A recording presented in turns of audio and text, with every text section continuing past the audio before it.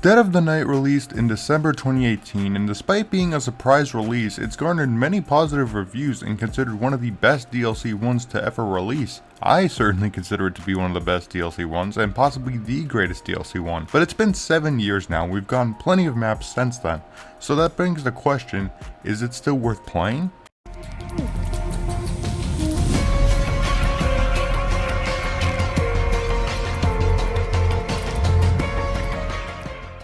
Well, for my short answer, yes, it's very much worth playing, but is it worth buying the whole Black Ops Pass for a whole $60? That's a tougher question to ask, because it's one of the biggest maps in Zombies in terms of sheer content that can push away the casual crowd, which we've seen come with Cold War and now Black Ops 6. So you have to ask if this is going to be worth playing if you just want that casual experience or one of the biggest experiences Zombies has to offer. But let's back up a second and talk about the map design, because this is where I feel Dead of the Night excels the most. Dead of the Night has a few core areas you're going to be playing in for the majority of your match, while also going to many smaller areas that contain parts for future upgrades, wonder weapons, and things of that nature. The biggest area being the main hall of the mansion where you're going to be training around. That's going to be a big area you're going to be looking towards. And not only is it big enough for you to train, it's also got many secrets and parts that you can use throughout your game. This is what I really like about the map. A lot of the areas you're going to be going towards have parts that you can use later, or you can use it for an active quest now. So for example, if you would like to start the Pack-a-Punch, if you want to get an upgrade for the Wonder Weapon, all those parts can be located relatively within the area that you're going to be in. So in the main hall, you've got cold parts, you've got parts for the silver bullets, a lot of things here and there within the area that actually makes it more viable aside from training, but also for actual quests. So a lot of the areas you're going to be in will have little parts that add towards the main quest, which may seem a bit overwhelming, but I assure you it's not. Once you get the hang of it, once you've actually played the map a little bit, you'll notice that the parts are easy to come by and aren't as challenging as it might seem. Now, that's not to say that this map is easy by any means. This is certainly one of the more difficult maps in Black Ops 4, especially involving the map design when it can get close quartered if you happen to be moving around between the rounds. This is why I particularly like to hang around the mansion until the round is about to be over before beginning to do any quests that I might want to do, because the map can quickly become a game of you running away from the zombies due to the fact that they can spawn from pretty much anywhere. The spawns in Black Ops 4 are much different compared to any other zombies game. So if you're going to be playing this game and you're going to be playing this map, be aware that the zombie spawns are overwhelming at times and can practically spawn from any little crook or cranny that you might see in the map. But that's not to say that the map design suffers for this necessarily, as there are other areas besides just the mansion that I mentioned that you can train around should you feel overwhelmed or if the area is not big enough for your liking. The forest area is one that I see people commonly use. Another one is the greenhouse that you can use the traps. One that looks beautiful, by the way, is the greenhouse, and surrounding the Zeus perk can look very good and are great areas to train in. So you can look at these other areas as well and see if they pertain to your liking, because these areas also do have enough space for you to train, at least into the higher rounds, but there also are areas for camping. This map does accommodate for both styles of play, but more predominantly for training around. That's where you're going to find the most success compared to camping in the various areas that you can camp. But the strongest recommendation is that you train. So that's most likely what you're going to be doing on this map. That may turn you on or turn you off. That depends on the kind of player you are. But this is more a predominantly training map compared to one of camping, though there are strategies for that as well. Moving on to the side quests and sheer content, I believe this is one of the biggest maps and the most for your money. I believe you're going to get the most in this map for your money. You have so much to do. It's practically overwhelming. That's often the thing you'll hear, and it's a good and bad thing depending on the kind of player you are, again, as I said. So if you are more of a casual player, it may seem like way too much, but for those who are looking for a more hardcore experience, I believe that a Night has all the value for the Black Ops Pass. Yes, it's going to be a hefty price as you can no longer purchase it separately, but even still, the other maps you get along with this are excellent. So when you're getting Dead of the Night and you're playing this map, there's going to be a lot of content for you to do, even if this is the only one you choose to play. If you only choose to play Dead of the Night, the amount of sheer content here in value packed in here is fantastic. You have the main Wonder Weapon quest, you have the Pack-a-Punch quest, you have many side quests and upgrade quests for the Wonder Weapon, and you have multiple quests for side weapons that you can actually get. I won't necessarily spoil them here, but if you wish to do them, you do get extra weapons that you can't get out of normal means, and you can also get silver bullets. That's a great addition, I think, to this game without double tap in the game, is that you can actually get silver bullets to make your weapon stronger and use it for other weapon quests. Something that this map really excels at is that you always feel like you're doing something or accomplishing something. With the werewolf as the main boss, you feel like you have something you have to go up against, and silver bullets being your main weapon of choice, that's going to be a fantastic counter while also providing some side rewards along the way. It always feels like you're going towards something, and that's what this map really does push, is that you're going to constantly want something more, and then once you're finally set up, there might be still some secrets that you have yet to find. A lot of this map still has secrets even 7 years later that we might not have even found yet. So if you like exploring, if you like those secrets, this map is certainly for you, and it's certainly for me as well, given I'm still playing this map quite often and there's still something that I haven't discovered yet. So if you haven't already, give it a whirl, because I believe there will be something for even smaller players to enjoy. That being said, there is a lot that you're going to want to have to set up, and to a lot of people that can seem like way too much, and I just want to survive to the higher rounds, and I don't want to have to do all this just to survive into the higher rounds, which I can totally understand.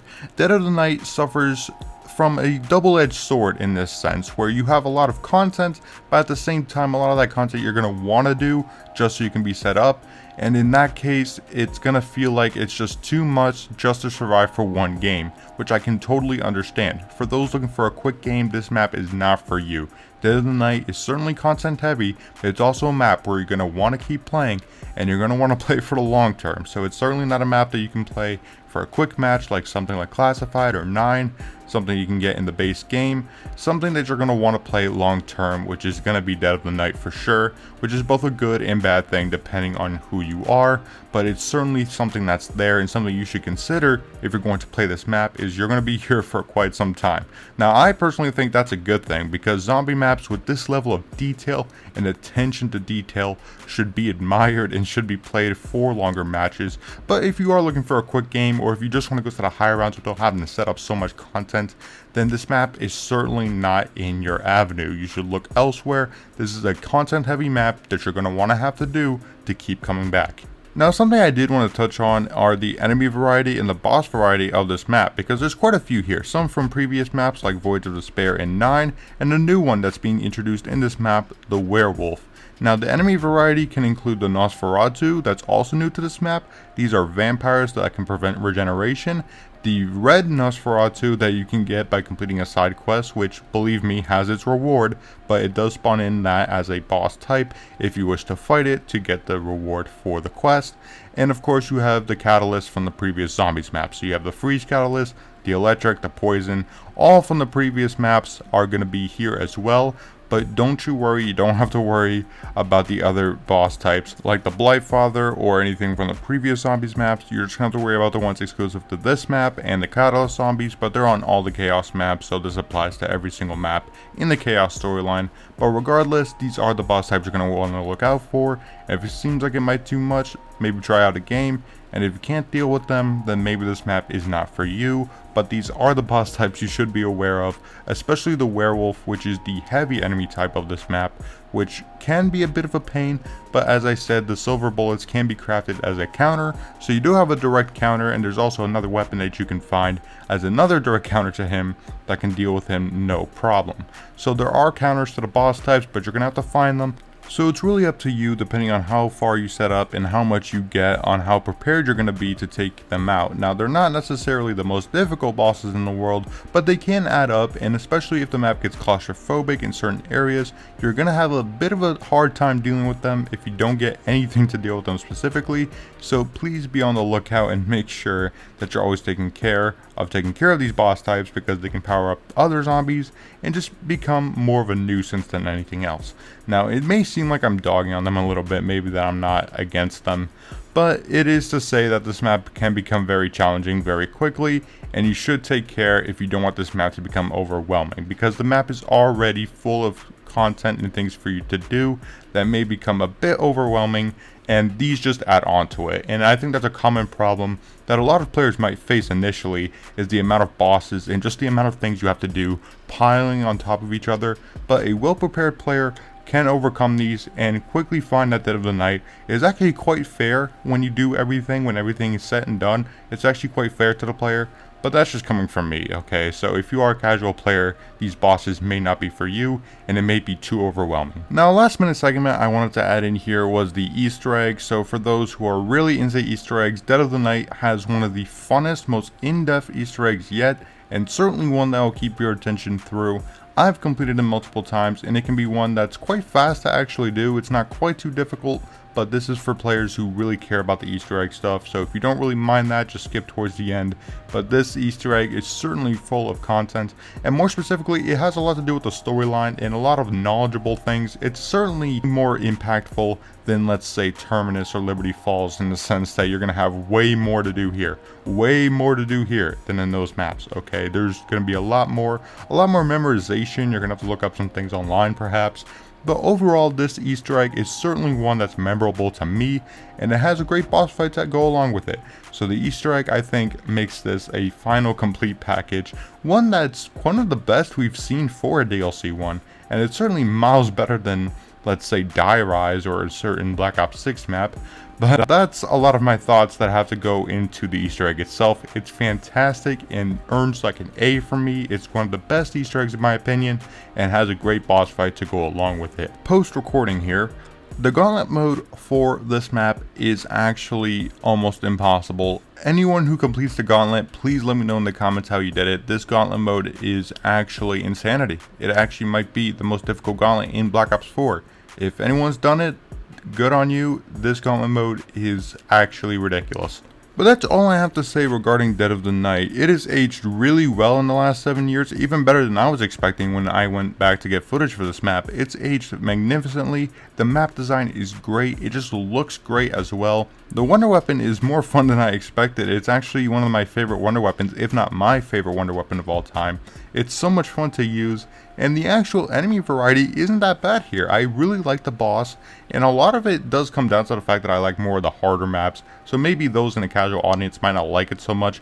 But for me personally, I think this is one of the best maps that Zombies has to offer, and is certainly worth playing 7 years later. So to end the video, is Dead of the Night worth playing 7 years later? Absolutely, for the right audience. For those who are looking for a quick game, this is not one you're going to be looking towards, but for those who really want that harder and more hardcore experience, this is certainly the map for you. This is one of my favorite maps, and I think it should be yours too because of how good it's aged up. That's everything I have to say on Dead of the Night. If you enjoyed this video, please hit that like button and subscribe. I could always use a new addition to the Dark Ops army, and make sure to check out the join button as well. It lets you support the channel more than you already do. You don't have to join, it just has bonus perks. You can get this video early, badges, all that good stuff if you want to support the channel more than you already do. But again, no pressure or anything. This is just something I want to mention before the video ends. But thank you guys so much for watching. This is Dark Ops, and I'll see you guys in the next one.